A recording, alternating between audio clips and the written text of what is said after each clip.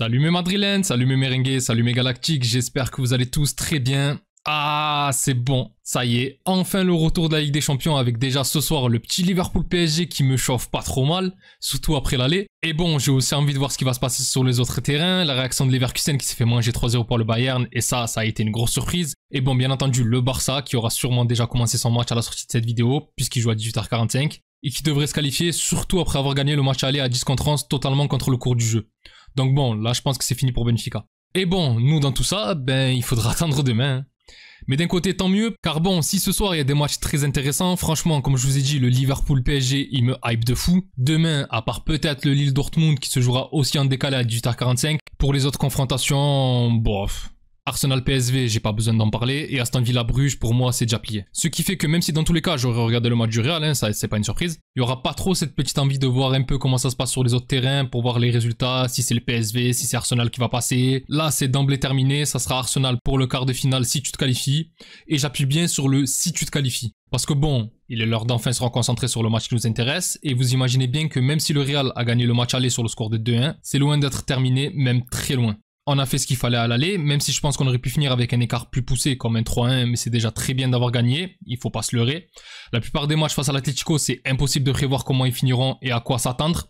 C'est souvent des matchs où personne ne veut se livrer de manière irréfléchie, des matchs tactiques, en championnat surtout. Peut-être moins demain, puisque l'Atlético est désormais dans l'obligation d'ouvrir le jeu pour rattraper son retard. Et puis poussé par son public, c'est sûr et certain qu'ils vont entamer le match très fort. Donc là, la première chose à faire sera de ne pas encaisser un but trop vite. C'est impératif. Même si, comme j'avais dit lors de mon match du retour face à City, bon là pour le coup ça s'est bien passé, mais City est à la ramasse cette année et le but rapide de Mbappé a vite calmé City et après on leur a roulé dessus. Mais on a quand même cette fâcheuse manie de se mettre en danger quand on mène après l'aller, surtout quand on joue à l'extérieur. Et d'ailleurs c'est ce qui est arrivé en 2017, quand on les a joués en demi-finale de Ligue des Champions, ou alors qu'on avait gagné le match aller 3-0. Le retour chez eux, on est quand même mené 2-0 au bout d'un quart d'heure de jeu. Bon après il y a Isco qui marque le but, qui calme un peu tout. Puis à l'époque il y avait encore la règle du but à l'extérieur qui faisait qu'il fallait quand même qu'ils en mettent 4. Du coup ça leur a mis un coup derrière la tête. Alors que demain si tu perds d'un but d'écart, peu importe le résultat, ça sera prolongation. Et à partir de là, on le sait, la pièce peut tomber d'un côté comme de l'autre. Surtout qu'ils ont un banc bien plus étoffé que le nôtre.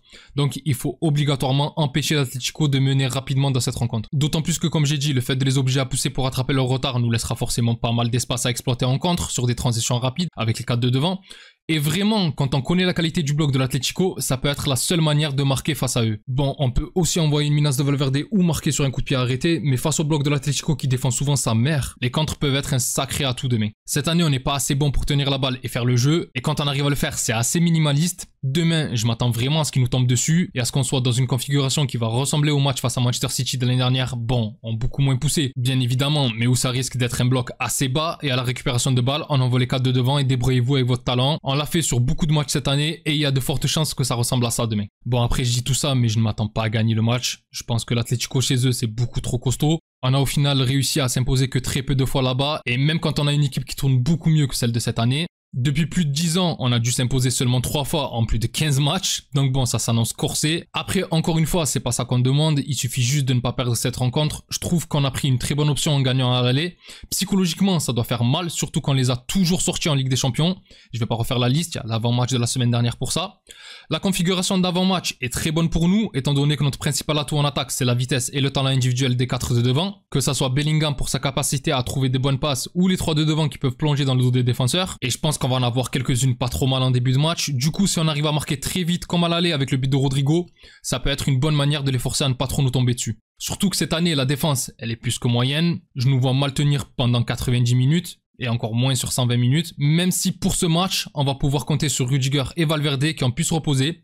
Valverde qui est excellent latéral droit et qui serait, semble-t-il, d'après les journaux espagnols, totalement remis de sa blessure, qu'il traînait depuis presque un mois, donc ça c'est une très bonne chose. Après, malgré tout, je pense qu'on va s'en prendre un, mais au moins, il y a un petit peu de positif. Si on rajoute à ça le fait que l'Atlético en une semaine est passé d'une équipe en pleine confiance qui n'avait perdu qu'un seul match depuis fin octobre à une équipe qui vient d'enchaîner 2 défaites d'affilée, face à nous à l'aller en Ligue des Champions puis face à Getafe ce week-end en championnat, après un match très moyen de leur part d'ailleurs, mais bon, les rencontres à des horaires inhabituels le dimanche à 14h alors qu'en Espagne c'est l'heure de la sieste, c'est vrai que pour moi ça ne veut pas dire grand chose. Mais malgré tout, psychologiquement, ça doit donner un coup derrière la tête. Ils ont mené jusqu'à la 88e au moment de l'exclusion de Correa. Et ils se sont pris 2 buts en 5 minutes. D'autant plus qu'ils sont du coup repassés 3e après notre victoire quelques heures plus tard. Bon, nous aussi on n'a pas été exceptionnel, même loin de là, surtout en fin de match où on a courbé les chines, mais en une semaine, on est quand même sur une dynamique totalement inverse des deux équipes. Et j'espère que demain, on restera là-dessus. Après, malgré tout, je me répète, mais ça va être très difficile. L'Atlético est tout de même monstrueux à la maison, on l'a vu en championnat, mais en Ligue des Champions, c'est même pire. C'est une seule défaite sur les 14 dernières réceptions avec 4 nuls et 9 victoires. Mais surtout, ce qui peut faire peur, c'est que l'Atlético, dans les matchs à élimination directe, à domicile, je précise, ils sont invaincus depuis mars 97. Ouais. Ça fait presque 30 ans que l'Atlético n'a pas perdu en match aller-retour de Ligue des Champions à la maison. Bon, ils n'ont pas joué toutes les saisons de la Ligue des Champions, mais ça reste monstrueux.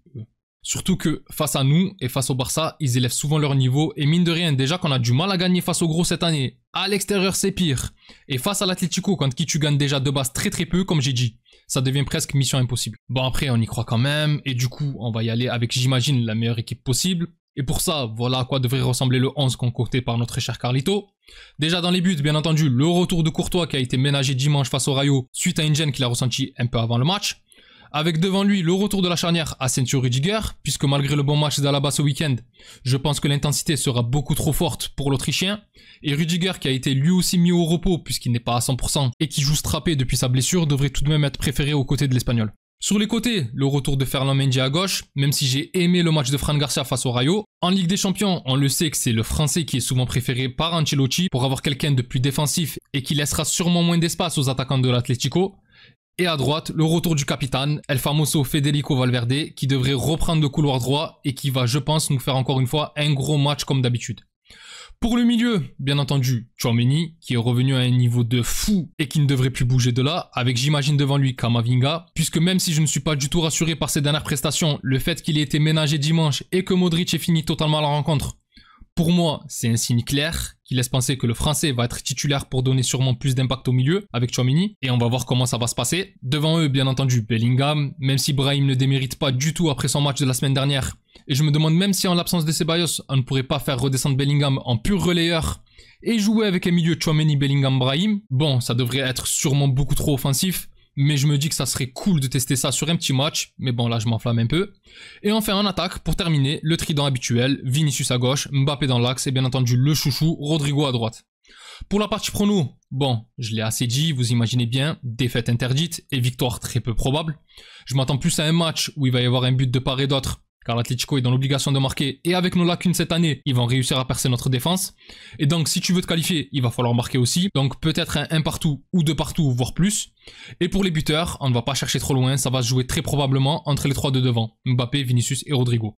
Enfin bref mes galactiques, c'est tout pour moi concernant cet avant-match. Donnez-moi vos pronostics dans les commentaires. Si la vidéo vous a plu, n'hésitez pas à liker et à vous abonner. C'est un soutien très important pour la chaîne et je remercie toutes les personnes qui prennent le temps de le faire. Vous êtes les meilleurs. Pour les autres, on se retrouve après la rencontre et j'espère la qualification du Real Madrid face à l'Atlético. D'ici là, je vous souhaite une excellente journée ou soirée selon l'heure à laquelle vous regardez cette vidéo. Prenez tous soin de vous et encore et toujours, hasta le final. Vamos Real. Salut!